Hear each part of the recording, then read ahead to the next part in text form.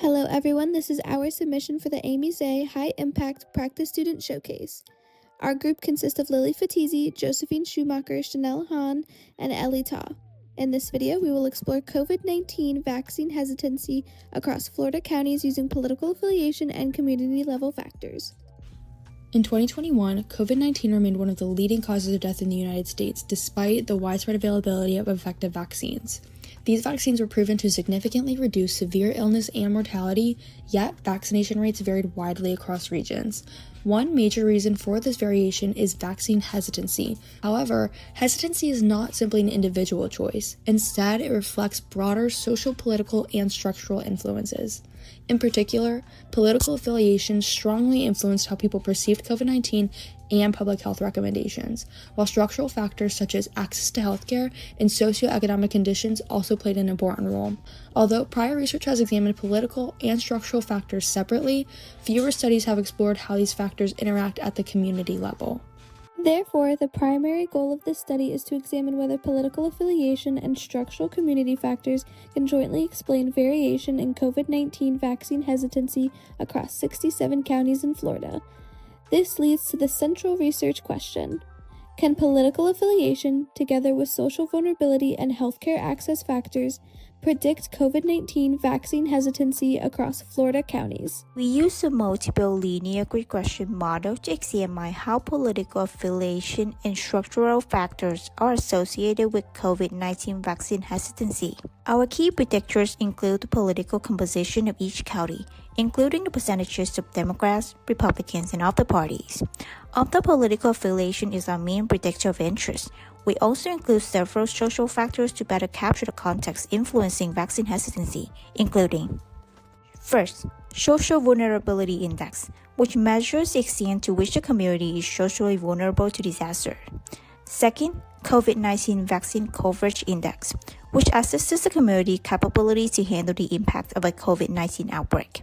And lastly, full vaccination rate, that represent the percentages of adults who are fully vaccinated after survey for the hesitancy. We include demographic variables, including the percentages of Black, White, and Hispanic population. Our results show that political affiliations plays an important role in predicting COVID-19 vaccine hesitancy. However, surprisingly, it was found that the relationship between political parties and vaccine hesitancy is not simple, but rather be affected by many other variables simultaneously. These variables are called confounders, and we assess confounder using a 10% rule. Confounder is the third variable that influences both political party and vaccine hesitancy. Therefore, including confounders in a model helps to better isolate the relationship we are interested in and improve the overall accuracy of the model. By assessing confounders, our final model now has 7 predictors. But to test whether political party truly add value to the final prediction, we compared 2 models. Using multiple partial f-tests, this comparison showed that including the percentages of Republican and other party voters significantly improves the model. In simple terms, political party provides meaningful information in predicting vaccine hesitancy. As a result, with 2 main political parties predictors and other 5 social predictors, it is found that they are all helpful in predicting vaccine hesitancy across counties in Florida.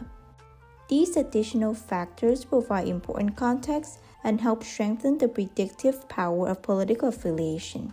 Overall, with a mean absolute error of 0.73%, the model is perceived to perform well, meaning our predictions are, on average, less than 1 percentage point away from the actual hesitancy rates. Nevertheless, there are several limitations to consider in our study.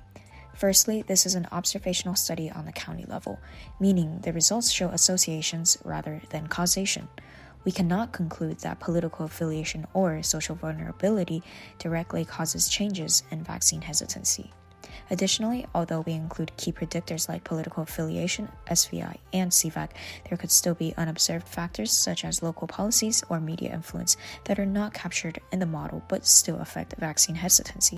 Given the limitations, we believe that this highlights opportunities for future improvement and research, such as using more comprehensive data and considering additional social and behavioral factors.